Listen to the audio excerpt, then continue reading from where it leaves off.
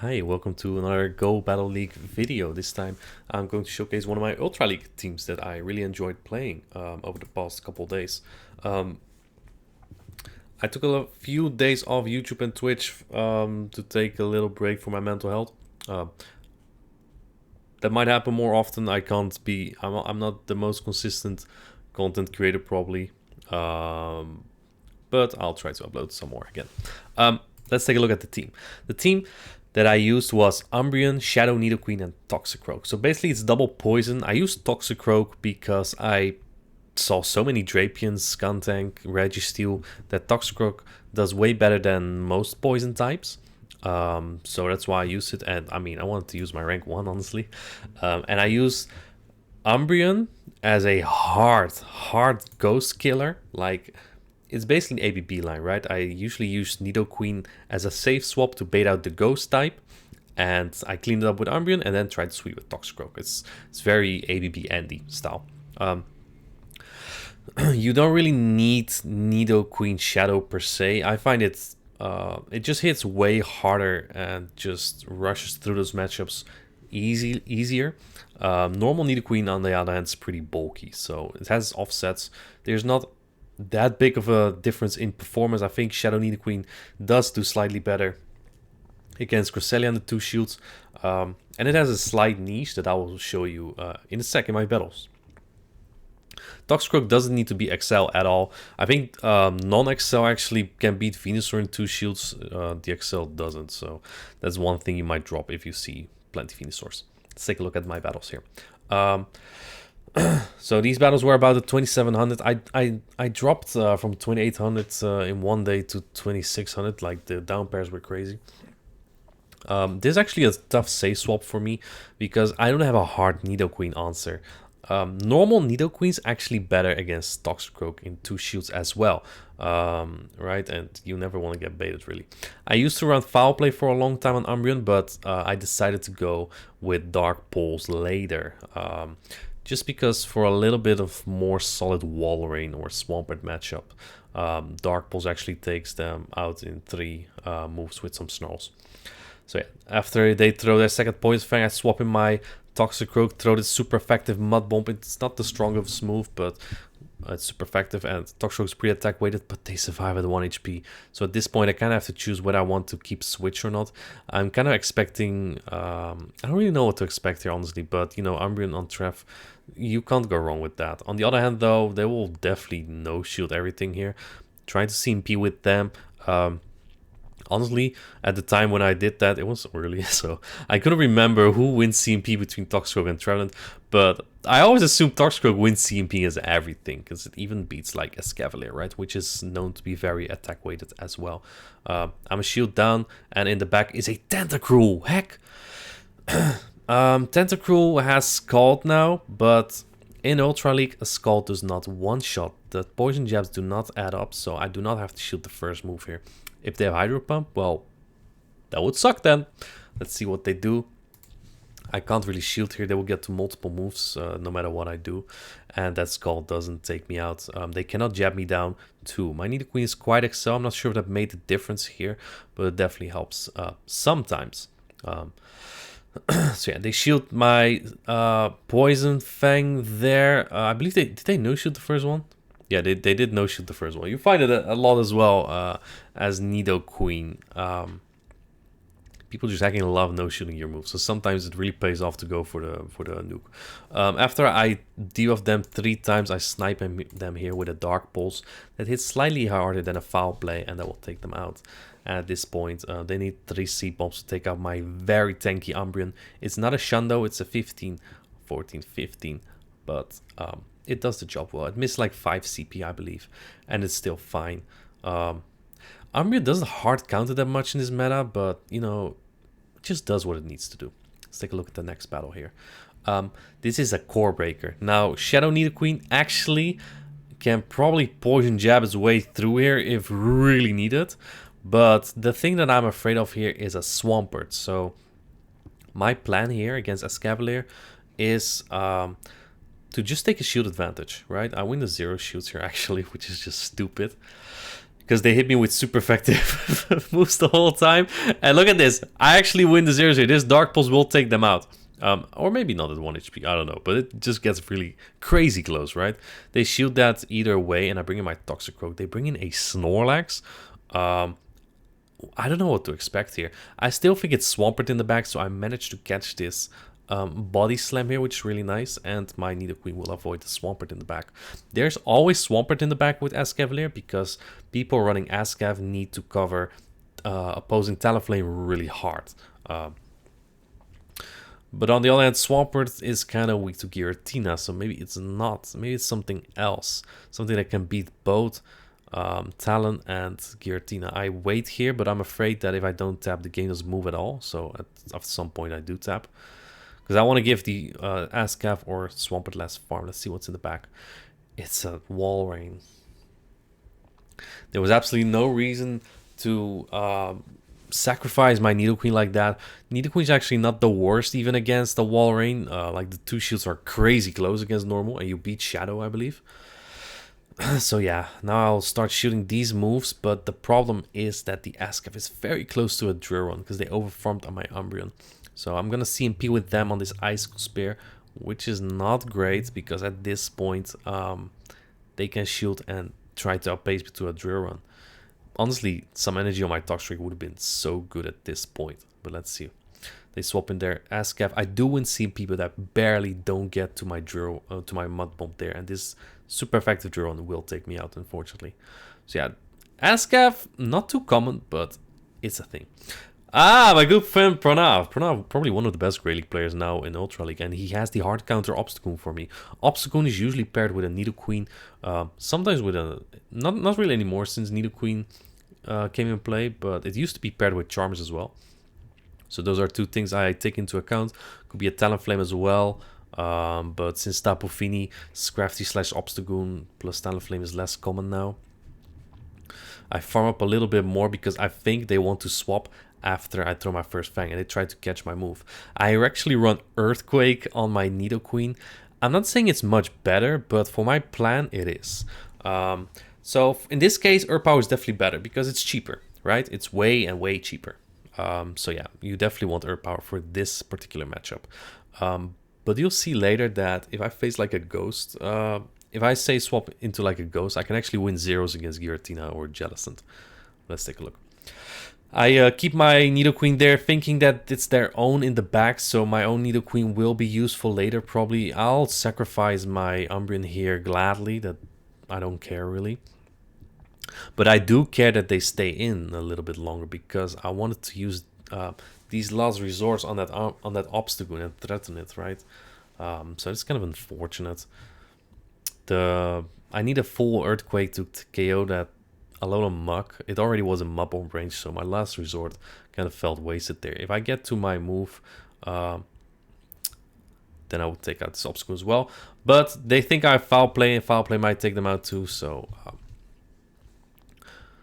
yeah, I counter down this thing, get some energy. I don't want them to get to a niceness on my Nidoqueen. I swap in my own, bait the Earth Power here, even though I already revealed Earthquake, but maybe he didn't keep track of my energy, but maybe he did, because he freaking no-shields that move.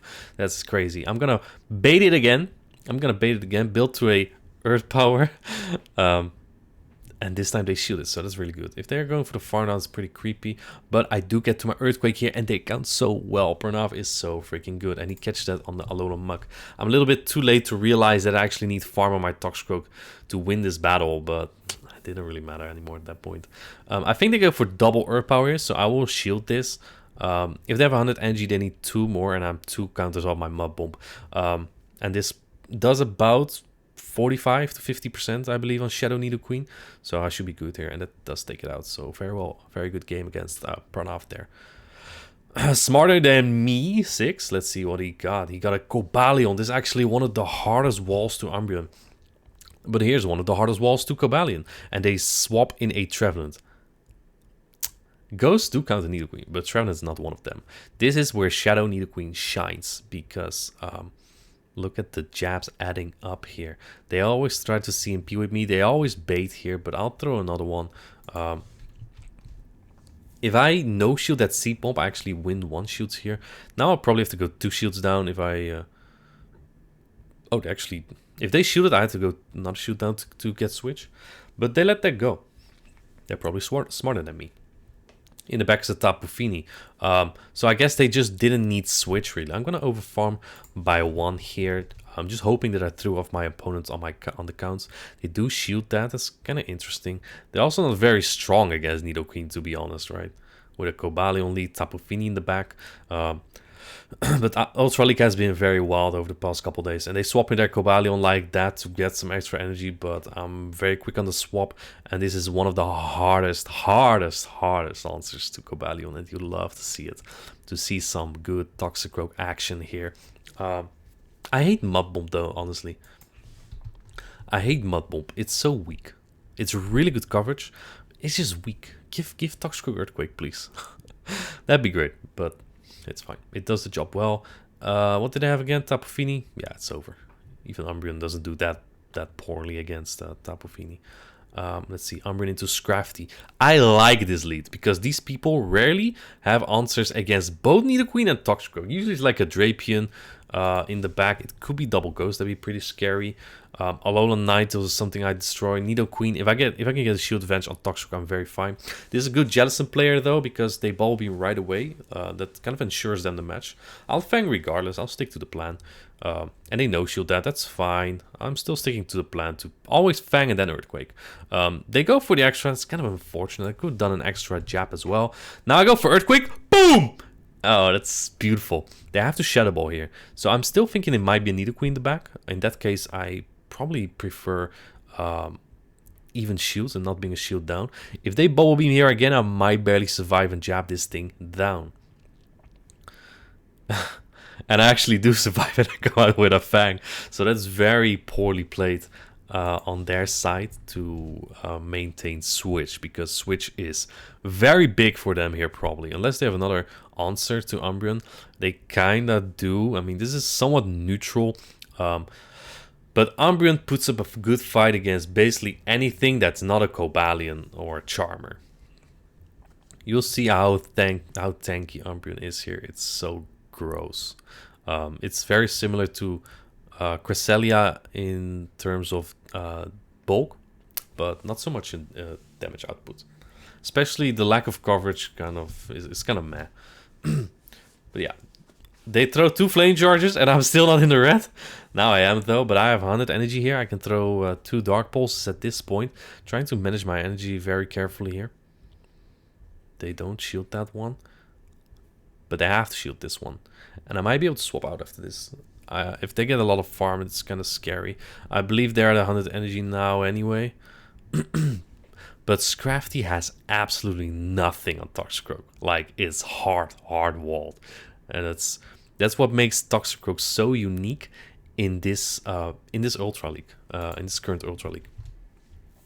It's actually a shame that Walrein is gone because Toxicroak is pretty decent against that as well. I still think you lose zeros probably because they Earthquake you, but it's just a beautiful Pokemon. Let's see. Umbreon into Scrafty, another terrible lead. Let's see what they have. If I swap in my Nidoqueen here. They also have a Jellicent. I'm just going to stick to the plan. Always Poison Fang and then go for the Earthquake. People don't know that I don't have Earth Power. Well, they probably might after this video. So they sometimes even shield the first move. Because I believe Nidoqueen, if it lands the first Earth Power, it can actually make it a very annoying matchup in the 2 shields. If they go straight Poison Fang after that.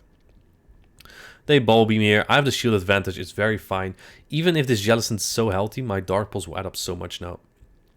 I will still get to this Earthquake though, which is also fine. I probably get way less farm on my Umbreon, but at least this thing is no longer a threat for my Toxicroak. So yeah, I come in immediately, try to get some farm. The timer is up though. They swap in their Nidoqueen. I'm very inclined to swap immediately as well. But now I have my Toxicroak on their Scrafty because they hard swap here. They might have a move on their Jellicent, but I don't care. I don't care. Them swapping this in is a huge misplay by them. Because Nidoqueen against Toxicroak is really not that bad for Nidoqueen, despite taking the super effective Mud Bombs. I'll land another Dark Pulse here. I think 3 Foul Plays do the job here as well, honestly. This is where Foul Play is better, but against normal Nido Queen, Dark Pulse is better. So, really, it's really just different. I'm just trying out stuff too, you know. Another Dark Pulse coming through, they shield again, and that's basically over. They even come in with their Jellicent to throw their Bubble Beam. Like, what? I don't care. I'll just count this down, and at this point it's basically over, because they cannot beat my Toxicroak anymore at this point. And they know that, so they top left. So yeah, next battle is against Boohoo Stallion. This is a very good player, so that's going to be a difficult one. And this is a very difficult lead as well. But with Nidoqueens don't come Charmers too often. That'd be very weak to a G-Fisk, and Charmers swapping in on like a bad lead such as Swampert is also not very good. So I'm a little bit content with this lead, but it is possible that there's like a Giratina on the back, since people are very much neglecting Swampert. They build to the Earth Power. I know it might be, but still letting it go, like, I never should Umbreon basically. At this point, I hope that there's something I can take on in the back, and I hard swap my Toxicroak here because they shoot my Dark Pulse. I'll get the farm down. It's very likely they bait here, but I don't like taking risks. And honestly, when I do take risks, it never pays off. They come with a Corebreaker, probably the one thing I did not want to see in the back. This is sometimes a bit the problem with a Swampert lead, with a Talonflame lead, with a Walrein lead. There's always a ghost in the back, and I need alignment. If that's Giratina, that's terrible. If that's Trevenant, it's somewhat manageable. But this thing is terrible for me, honestly. And I highly doubt I can win this battle at this point. So yeah, the fortunate thing is though, this thing only has nukes. I tried to catch here. I will get to my Dark Pulse though, so I guess I have the going for me, which is nice. But at this point, they probably have like 100 energy. And Corebreaker usually runs Psychic in Ultra League, so that's gonna be big, super effective damage. They throw Shadow Ball though, kind of interesting. And they swap in their Nidoqueen, which is, well, terrible again, because at this point, I have to throw Earthquake to take this out and not get Earth Power myself. Poison is double resist on Nidoqueen, so I can't throw a Poison Fang to take it out. This thing also had so much energy. What do I need in the back to win? A Blaziken maybe? Nah, even Blaziken would counter me down. What's in the back? It's a freaking Hydreigon. Cool team, cool team. I respect it, but yeah. Corebreaker in the back when my Umbreon was so dead. It was kind of tough. Kanto Muck. I swear I'm not in the pits. This is an interesting pick. I'm definitely expecting a Giratina on the back with this, because this is probably an ABP line that baits out Charmers usually. So I'm probably gonna swap out into one of my mons here. Going into Nidoqueen, my harder answer, but it's what I'm confident with anyway.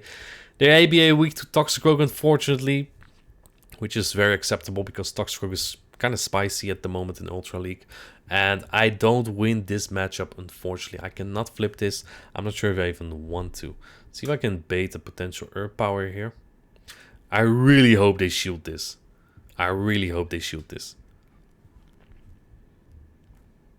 I also think it might be CMP. And they do not shield this. So that makes me worried that Switch might not be important at all. They might be double strong against my Umbreon. And another thing is that I go over 100 energy here, which I don't really like. It is what it is. So yeah, Icicle Spear coming in. I'll snarl it down. I have to throw energy now. I'm not even going to try and time anything here at this point, because I'm capped at 100. So Dark Pulse coming in, does a nice chunk. I'll throw another one and then probably swap. If they have a Trevenant, I will be so angry here, because then Switch was so freaking important. So ridiculous. That's so ridiculous. I don't get it. I don't get it. Please help me understand. Why would you not want your Muck on an Umbreon when you have Trevenant in the back? I'm so confused there. But what works, I guess. I kind of want to land this Sludge Bomb, because then I can snarl down. I'm going to bait again, thinking that they probably double shield this thing. So here it comes. And it's an embarrassment. I do win CP, by the way, so that's yeah, that's nice, I guess. But they undercharge Shadow Ball. It's over at this point. I cannot win that. I cannot win that. I don't think I had one of these battles in these recordings, but Alola Muk has been a very common lead. Only seen Kanto Muk here in these recordings, but usually against Alola Muk, I wait for them to throw Acid Spray and then go into Nidoqueen to bait out the Giratina that's usually there. If it's Empoleon lead, I usually just want the top left already, because that's always dragons or something in the back, and it's just unwinnable. Let's take a look. Next battle is here. Is the Alola Muk? No, but I do have a Giratina lead here, so that's nice. And they stay in. I have seen ABA Ghost. Like I said, it's very wild, but when they swap in an Alola Nightos like this, I'm very confident that it's double charm. So the way to win double charm is very easy. I need to get one shield down at least, because Toxicroak gets to 2 Sludge Bombs against Charmers. Excel, I believe non-Excel does not get 2 against Gramble though, even if you bait. And I believe Excel can get there if they do bait. So let's see. I just stick to the plan. Poison Fang, then Earthquake right after. I was capped at 100. This will not take it out yet, but it will do so much damage. They shield it anyway, which is perfectly fine with me. I can keep alignment here, and I'll have a shield left for my Toxicroak against the other charm in the back, which is likely Sylveon, Clefable, or Gramble or something. I'll get to another Fang here. It's kind of a shame. If I baited again, could have gone to another Earthquake here. That definitely would have KO'd. But we get this thing to half HP, so that's nice. Now we're bringing the Umbreon, and they bring in their Sylveon. So if you really miss... I played this before, and because of the swap, it sometimes looks visually very weird, and they might just sneak on that, sorry. And then you don't get 2 Sludge Bombs. They try to call it here. It doesn't matter, really. I would get 2 regardless. So yeah, I get to a Sludge Bomb here. Sludge Bomb does a little bit more than a Mud Bomb, even when resisted. It's not per se better, though, but when you get to only one move, it's better to do that. So yeah, next battle. And I believe we have one bonus battle against one of my favorite streamers. Let's see. This is usually a matchup that I lose. While Nidoqueen usually seems good in the back, what Swampert users usually do is just get Umbreon low, because Umbreon wins a lot of matchups, but only very closely. They just farm it down with like a Talonflame, and I'm just dead. They go Earthquake. That's just the same result, honestly. 2 Earthquakes get me very low too. That actually gives them a little bit more farm. Straight Hydro is much more efficient here.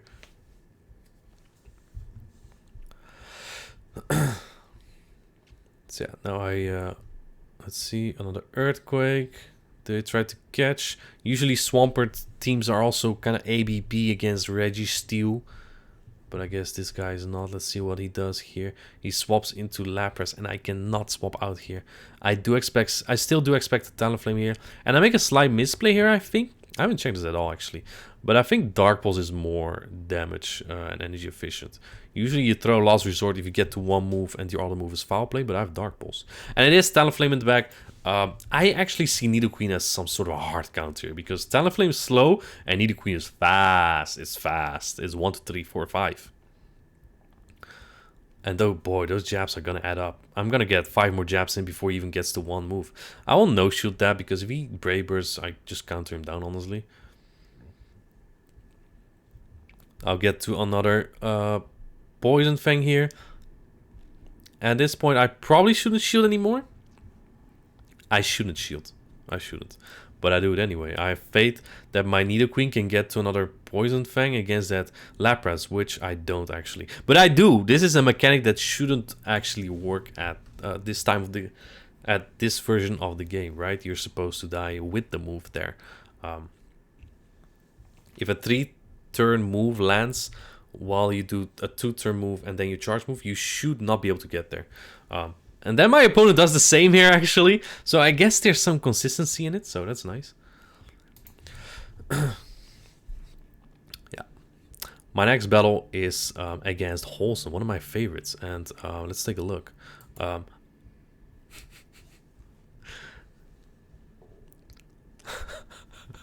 This was literally him. This was literally him when I brought in Toxicroak.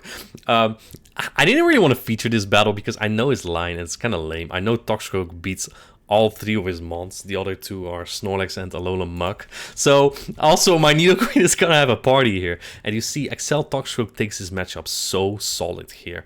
I can no shield and survive still. I win that matchup with a shield down. But it's fine. He actually waits half a second. Very clever. And very oblivious of me to throw immediately. Doesn't matter. Axel Toxicroak's gonna barely pull through here and get to that Sludge Bomb period, which will take out this Snorlax if he doesn't shield. So I'm in a very good spot here. And they do shield. That's basically over. Because now I can soak this energy on my Umbreon. Machamp is no longer a threat. And I have my Nidoqueen for that Alolan Muck without any shields. So yeah, now the superpower comes through. Umbreon laughs at these, really. And honestly, it was just beautiful to see.